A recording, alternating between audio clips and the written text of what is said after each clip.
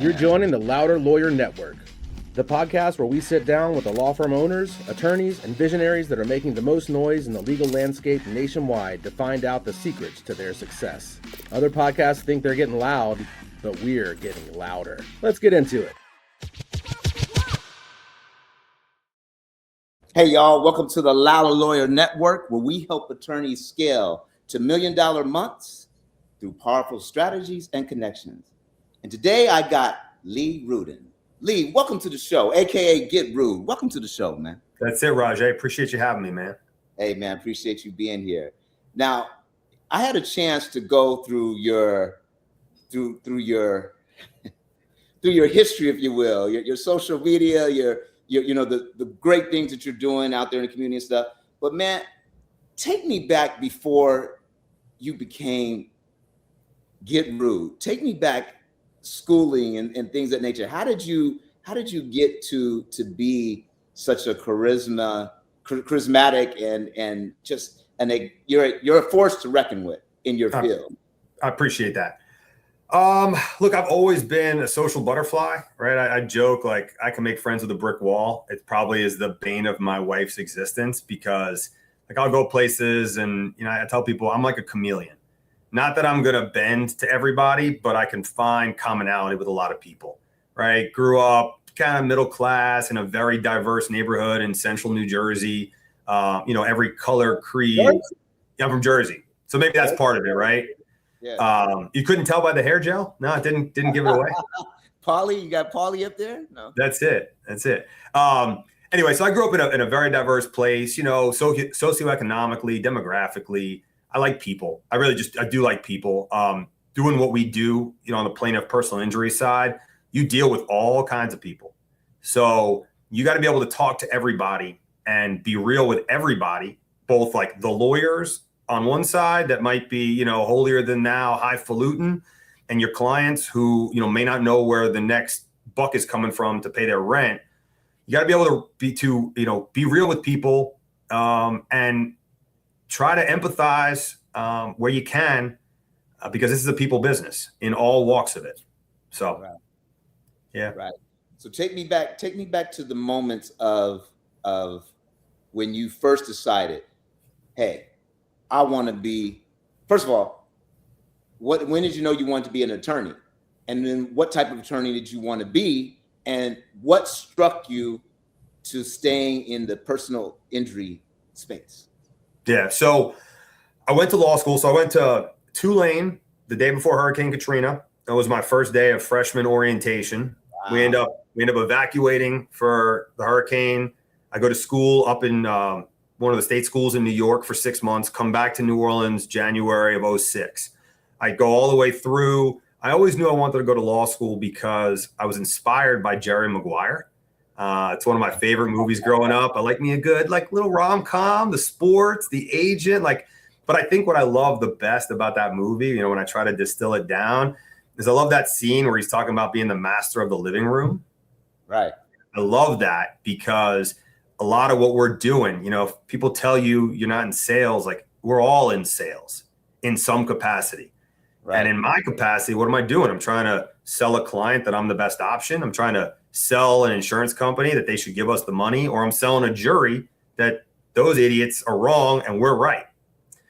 So that was what drove me to go to law school. Okay. I ended up deciding to stay at Tulane partially because they have one of the preeminent sports law programs in the country. So I ended up going to Tulane right after graduating from the undergraduate school, and I got a certificate in sports law. But wow. Yeah, part of the way through, I said, if I go into the sports field, right, I go work at a team or in an agency, I'm never really learning how to be a lawyer. And so if it all goes to shit, what do I do? And I thought it was a good idea to go be a lawyer, learn how to be a lawyer. And then if you want to pivot to go into your same connections that would get you in the door now, they're still going to be there. So I said, let me go become a lawyer, ideally a litigator type lawyer, because you're going to get some varied experience that way. And that's what I ended up doing. And I never left.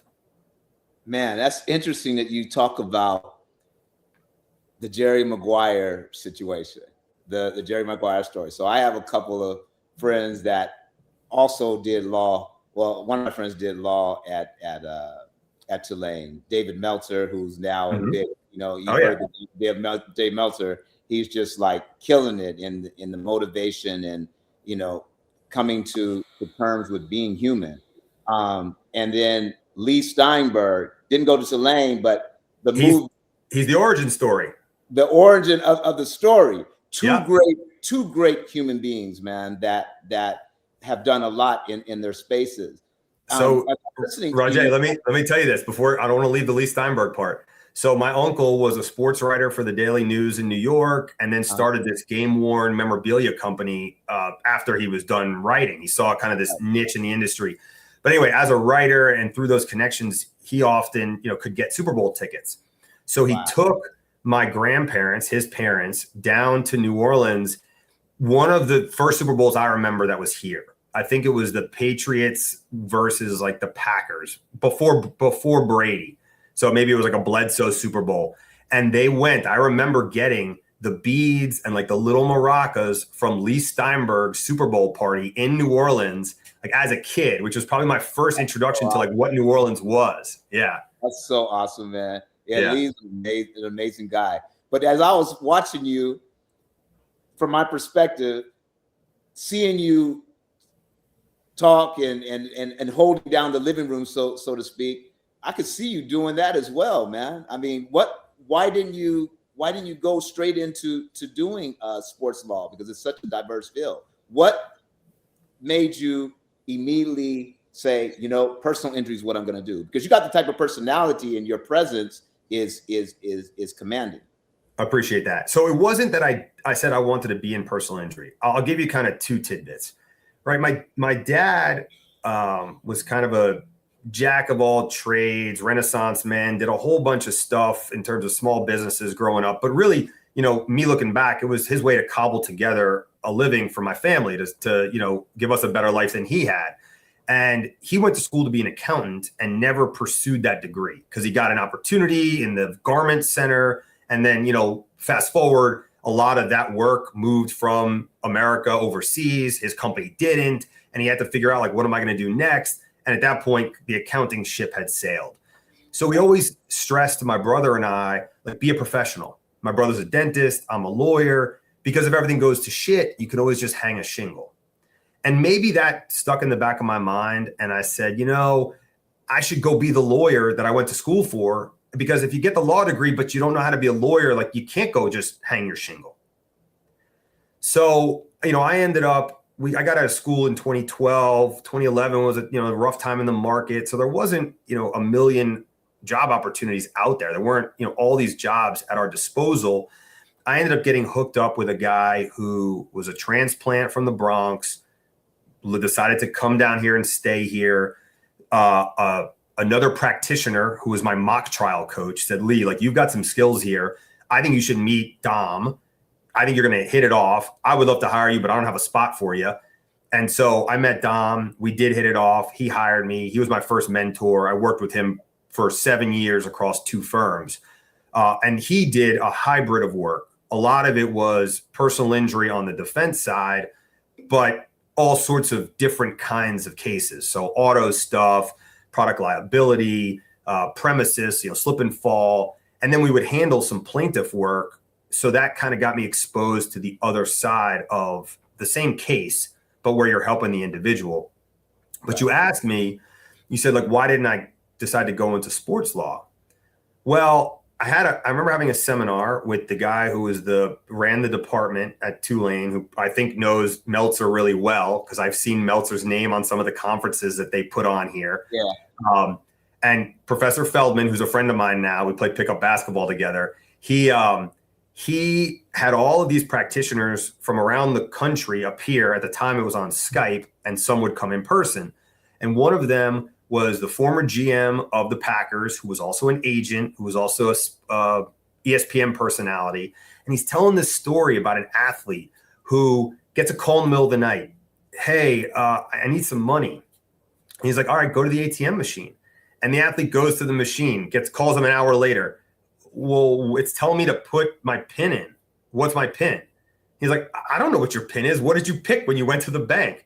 He's like, I don't know. Somehow or another, they figure it out. The guy gets his money, and he's telling this story, and I just abbreviated it, that amounted to him being a babysitter for these very well-paid athletes that maybe aren't as worldly as you would expect for someone making that money and that successful in their trade.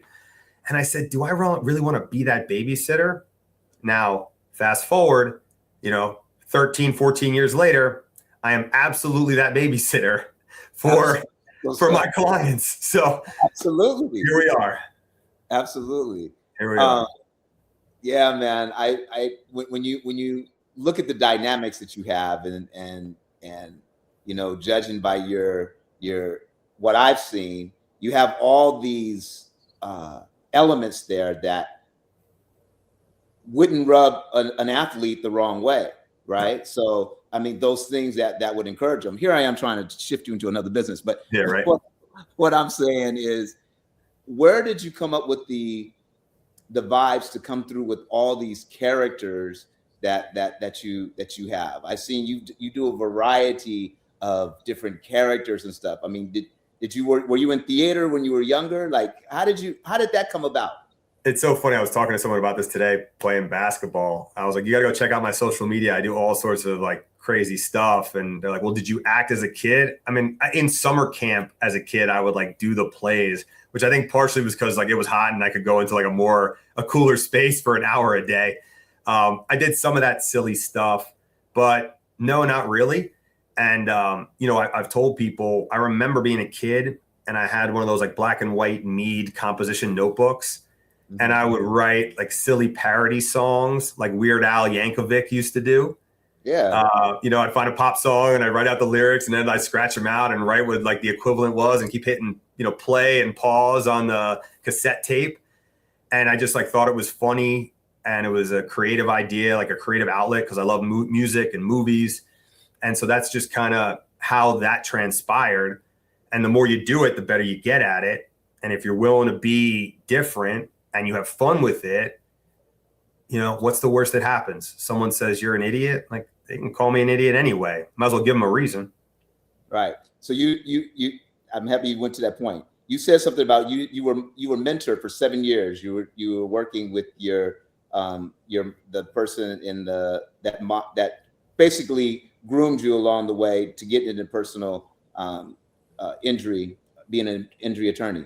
When was that moment you decided that you were going to go into your own space, start your own firm, and how did the marketing aspect play in with everything that you had from the childhood, doing all the makeup, all the stuff that we see on your social media? When did you decide that was going to? When did you get rude? Yeah. So, all right, this is how it went. I left my mentor after working together, I want to say 7-8 years. I joined a buddy of mine's firm. I actually had clerked at that firm when I was in law school. So I knew almost all the lawyers that were there.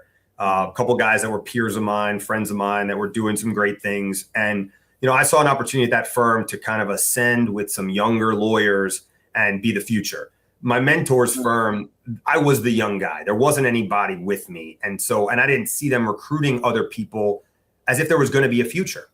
And I said, well, what am I staying here for if there isn't something after these guys retire? Right. So let me go find a place where I know there's going to be a future. So I joined that firm and really loved it. Loved the people I worked with. The work was, the work's the work, but I was doing really well. I had a bunch of my own clients, on the defense side, more commercial work with businesses, insurance companies. And then organically, both at my mentor's firm and then at this firm, I began to help people, which, that then snowballed into helping more people by referral. The firms were letting me do it, on the plaintiff personal injury side, on the plaintiff employment side. They said, yeah, you could take these on. I don't think they ever envisioned that I would grow the business the way I did. And so, they were thinking one-off here and there, and then it becomes dozens. And they're like, well, this wasn't exactly what we envisioned. We don't like how the money is getting split. meaning like you're focused on this other work that's making you more money, but the firm less. And also you're bringing in all these cases and it's probably not an actual conflict, meaning like you're not trying to sue our clients, but there's a spiritual one. Like you're suing the insurance company and we represent them. That can't work moving forward. So they dropped this ultimatum on me. And I said, I can't accept that. And I can't accept that, which means I got to go. And my buddy, who I didn't tell them this at the time, right? They tell me this, I'm going on vacation. The whole week I'm on vacation. I'm in Mexico. I'm calling people I know, like, what do I need to do to start my own firm? And I get some good advice and some offers to, people that were very kind with office space or partnering on cases, just good people that really helped me out. And I said, I gotta go. But I didn't tell this firm that right away. In fact, I didn't say anything to them for about a month. And then my buddy corners me in an office and is like, Lee, we dropped this bomb on you. You don't say shit. What's going on? And I said, I'm out.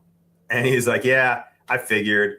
And you should be like, you should go because this is an opportunity for you. Right. You should do it. So I did it. I started my firm June 1 of 23. We were a hybrid because I still had some existing clients that I had to wind down, both out of respect for them and because this was going to keep me afloat for a while.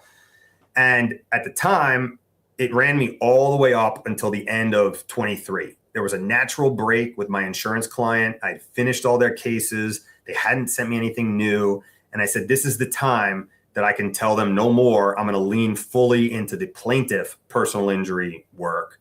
Can't do any insurance company work because you can't say fuck the insurance company and represent the insurance company.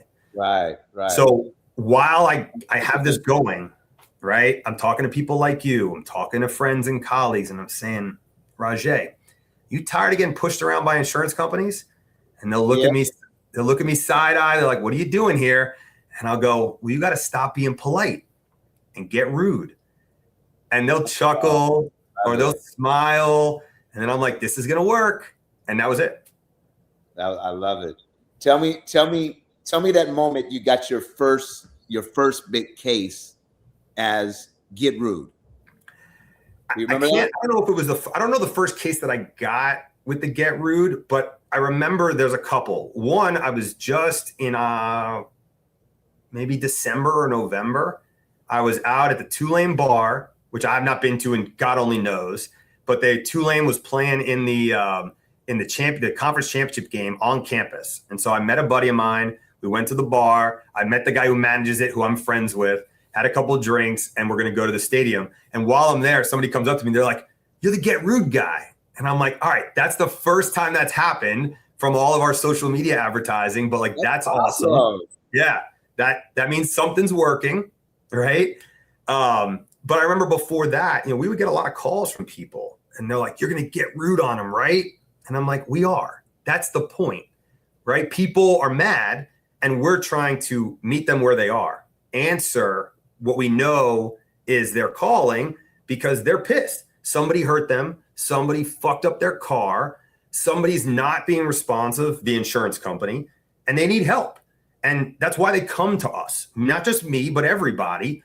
And maybe they want the kind, gentle soul who, is at their church or their mosque or their synagogue and like more power to them. But some of them just want someone who's going to tell the insurance company to fuck off and give them what they're owed. And that's where we come in. Oh, man, I love it. Having that rudeness, right? The rudeness, yeah. I mean, Rudin in your name. So it's a wonderful play in your name. Yep. Walk me through what it looks like when you actually have to go into court.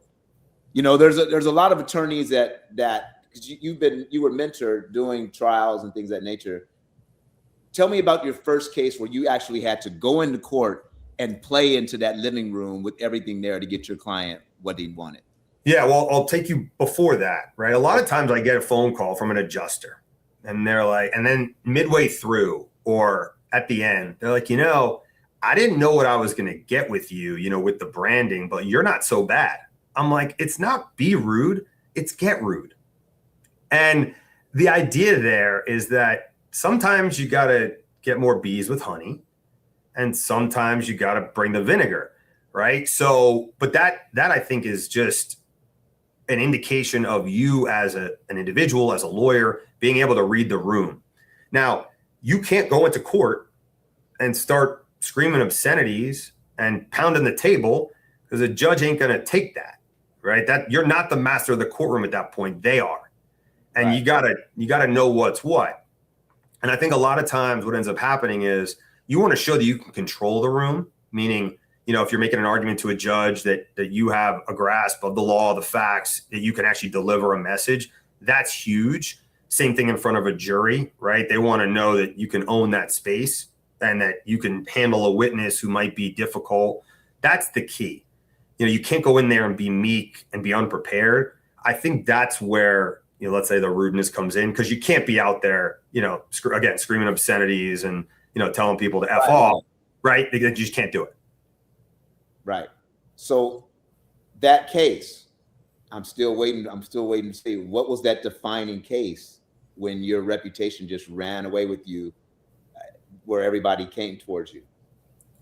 I don't know that it's happened, right? I don't know. Yeah, I mean, I think what we're doing is, I won't say it's a case, right? Because you get all lawyers and their mothers yelling, "Oh, I got this verdict and I got that verdict," and sure, but I promise you, like the everyday person doesn't want the 7-figure verdict. They don't, because to get a 7-figure verdict, you got to have 7-figure injuries, and you don't want that. You don't. I promise you.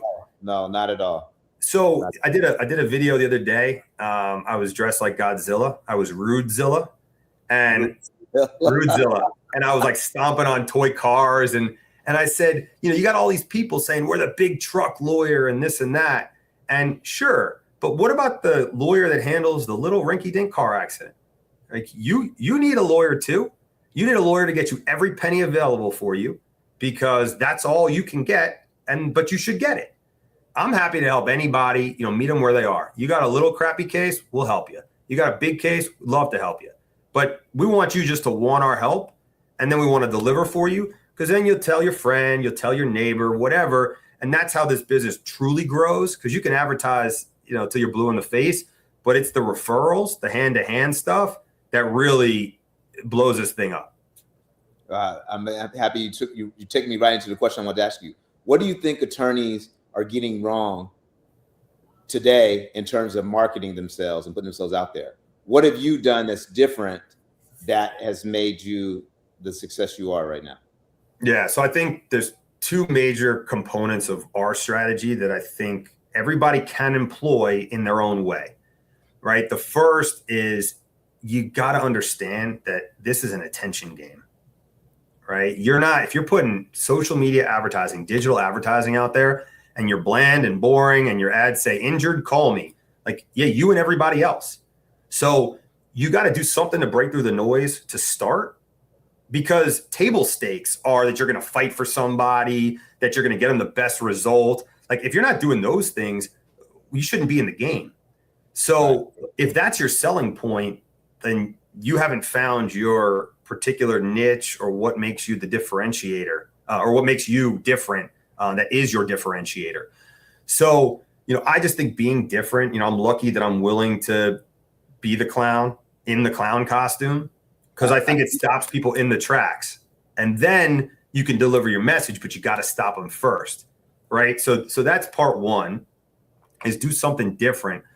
And I also think you got to lean into that local presence, right? But don't, I say go deep, don't go wide. Because if you just try to spray and pray and, hey, we sponsor this thing and that thing and this thing and that thing, and you throw a couple bucks everywhere, but you're not actually invested in any of them, then you're not really making a dent in a memorable way. So find the things that you give a shit about, where ideally you can find some people who might be your prospective clients and build relationships with them, because we're still a trusted profession. People want to hire people that they know, they like, they trust. And the only way for them to know you and then like you and then trust you is for you to be there.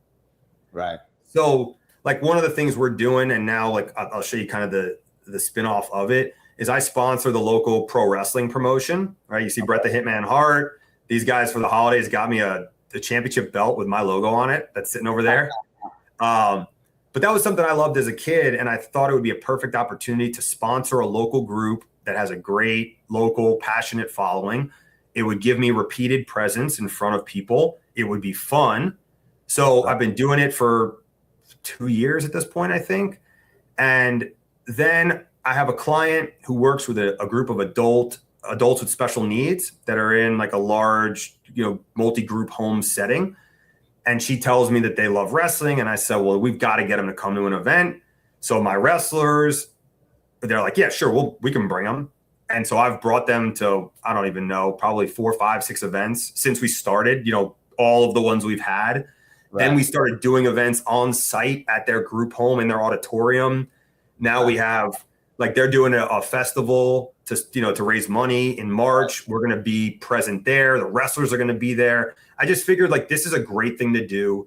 Do I know if it's going to throw anything off? No, but these people need help. This is a way to bring them joy. It's nice for us. They're so appreciative, and why not do it? So that's something we've been doing that works well with everything we got going on. Right. Looking at your social media, looking at your Instagram, I was looking at your different characters, really looking at the one where you have you're like Richard Simmons, Richard Simmons part the guys that had the jack up, from Saturday Night Live, yep. And then the stereotype. You play into the stereotype, the ambulance chaser. People say, "Oh, there's an ambulance chaser." I love that video.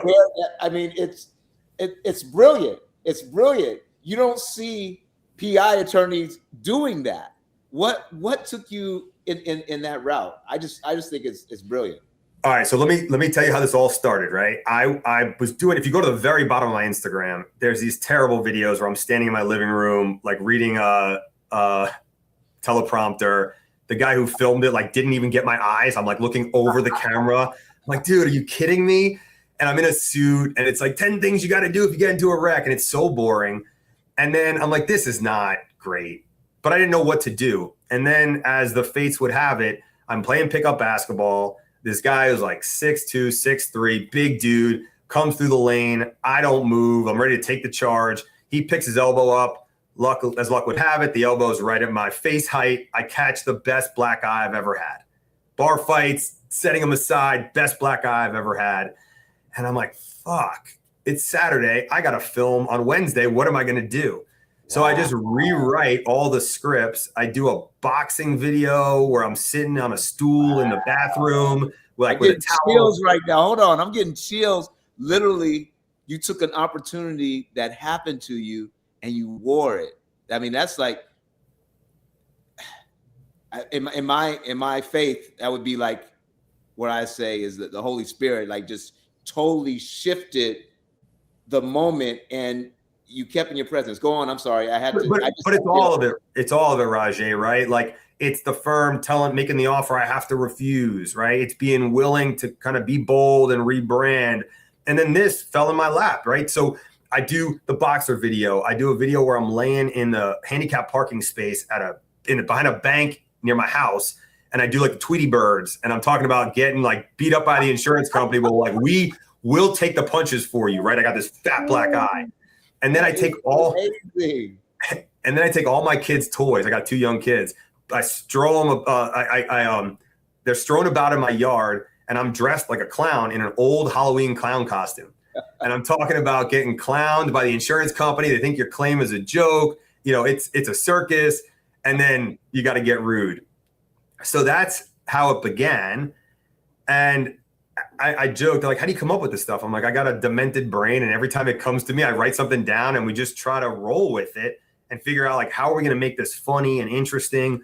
And I start putting this stuff out, boosting some posts, and this guy is just talking shit. He's like, oh, you're an ambulance chaser and a bottom feeder. And I'm like, I got to use this. So I write the ambulance chaser video.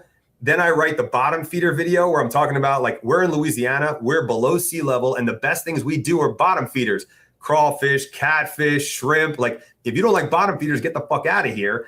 And so we did that video. Sorry, man, that is. Yeah.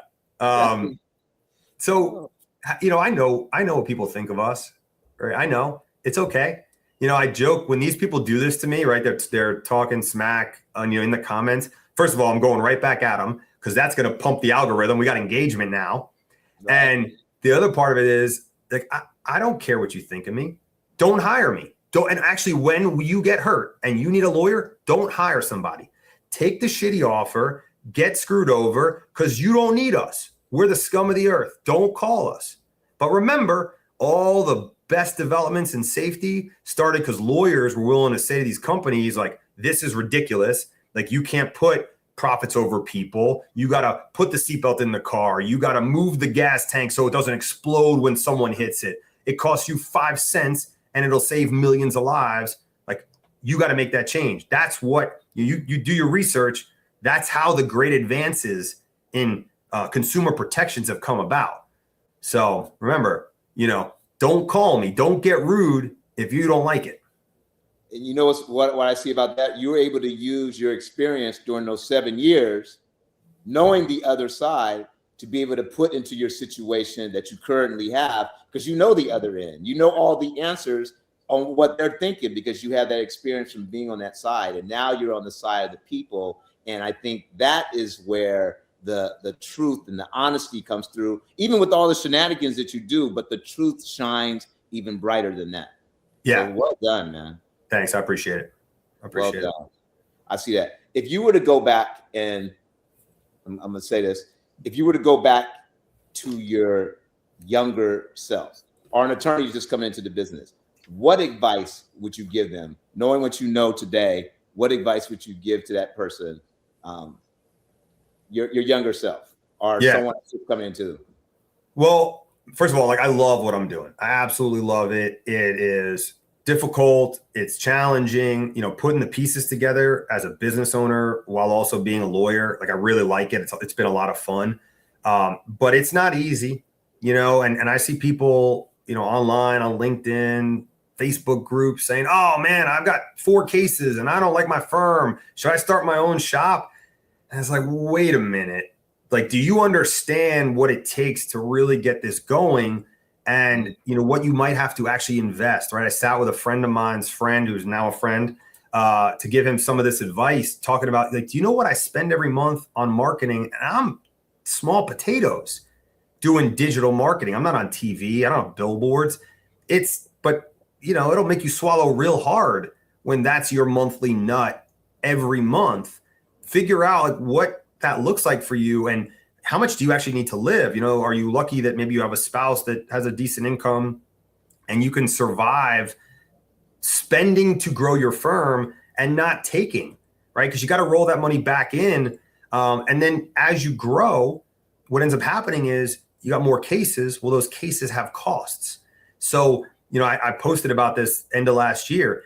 It's not that the big cases are problematic because the big cases you can see coming. You can see the investment you need. You can maybe get some help from different financial institutions. It's the little ones where it becomes death by 1,000 cuts.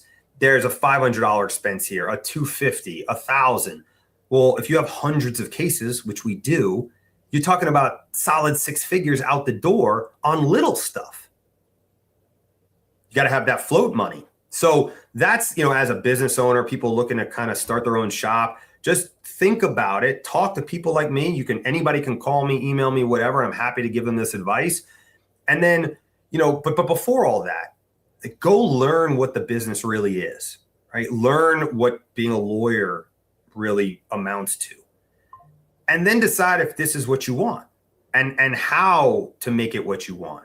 Because your practice can be however you want. You can work in different areas of the law. You can, treat your practice in a way. Maybe you just want to research and write. Well, firms need that. Maybe you want to be out there in court. Maybe you want to be the person pitching. Firms need that too. Figure out where you fit because there's a lot of different holes and you don't want to be the square peg trying to fit into someone else's round hole. You want to figure out where you fit, find a place that really will mentor you, train you, and appreciate you for what you are. Not trying to make you into something you're not. And then it's a great practice. It's a great field to be in. Very nice. I love that answer. That's raw, that's straight, and it's right to the head, to the heart. There you go. That's beautiful. When you think of Loudr Lawyer, when you think of a Loudr Lawyer, right? What does the term Loudr Lawyer mean to you? Well, I know I know the bastions of the firm, and I know that we would get along well. We do get along well, and we have similar spirit in terms of being a Loudr Lawyer. It means you got to be willing to step out. You got to be willing to do something different. And my difference and your difference are not the same. But if you're going to be the same cookie cutter, boring lawyer, you're going to end up in the middle somewhere. Right. And so if you want to be great, even if it's just great in your community, in the place that you live, you got to be willing to do something a little bit different and be bold about it, right? Like, things are not going to be handed to you. You know, you asked about some of like the firm growth. And marketing and advertising. I thought praying for a referral is not a business strategy. It's not a business strategy. And so you have to go out there and do something to get those cases. It could be outwardly, digitally marketing. It could be getting the billboards, whatever. Or maybe it's just saying, I am going to intentionally go to events, meet people, sponsor things, because that's how this is going to grow. And if you're not growing, then you're just slowly dying away or praying. And that, again, it's not a business strategy. Absolutely, man. I normally have a follow-up what a Loudr Lawyer is, what a Loudr Lawyer is with us, but you talked about it. The important things in the community, the fact that you're working with adults with special needs and providing a source of entertainment and being able to bring the thing that you love with wrestling to those individuals and making their hearts smile and giving them hope. You know what I mean? When most of the time they're just sitting and they're not doing much of anything, but going through day to day, to be able to have that moment of expression and stuff is beautiful. The fact that you're giving, you're not taking, you're giving to people, and your heart shines through everything. It shines through the name. You know, it says a lot. This is something I've said before, and I think it's a great line. In this business, right, you can do really well by just doing good for others, right? Like, you know, you go out and be generous and actually put the client first or put that person first. Like, I give out merch like it's water. Nobody pays for it, but I think if you like my merch, if you think it's cool and you're willing to wear my brand, because it doesn't have my firm name plastered all over it. It's got like something cool. It says get rude or stop being polite. Like, I want to give it to you, right? If you believe in it enough, you think it's cool, you'll wear it, like, it's yours. And I think that if you do right by people, generally, that's your baseline, you're going to get those referrals. You're going to grow. Like, you're going to do really well, but you got to put somebody else before you. Absolutely. Well said. And with that, man, it was so great talking to you, man. You are amazing. You're a light. You got to keep going. I wanted to ask you: is there any chance for you to perhaps one day get into the agent side, sports side? Because you have that personality. Because I've seen them and I know what they look like, and you're bold and everything.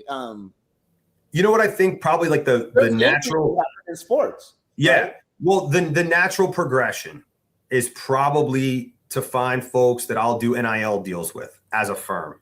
Right. I have a buddy of mine locally who's an agent, right? Find athletes that would really do well with my brand. Maybe they're middle linebackers, or, you know, they're field hockey players, or they're the person on the, you know, they're the power forward on the women's basketball team, right? Like, that fit the brand. Get them in the mix, you know, start there and then see where it goes. But, you know, I'm excited to grow this firm and do what we're doing. We're having, you know, it's been a couple years. We're doing really well. And I think the sky's the limit. So that's where I'm focused for the moment. All right. Thanks, man. Hey, thanks for being on the Loudr Lawyer Network. My pleasure. Can I drop some contact info if anybody needs anything? Yes, sir. Oh, by all means. All right. So my email is lee@getrude.com. Our website is getrude.com. We've got an 800 number, 833-GET-RUDE. It's 833-438-7833. And if you want to follow us on social, on Instagram, TikTok, YouTube, it's Get Rude Law. You can see some of the shenanigans. and the shenanigans are amazing. I was cracking up, man. It was like entertainment. I was watching them. Appreciate it. Appreciate it. I appreciate you, man. Thanks for being a part of the Loudr Lawyer Network. If you're enjoying the conversation, let us know. Give us a like and subscribe to never miss a thing. We'll see you next time right here on the Loudr Lawyer Network.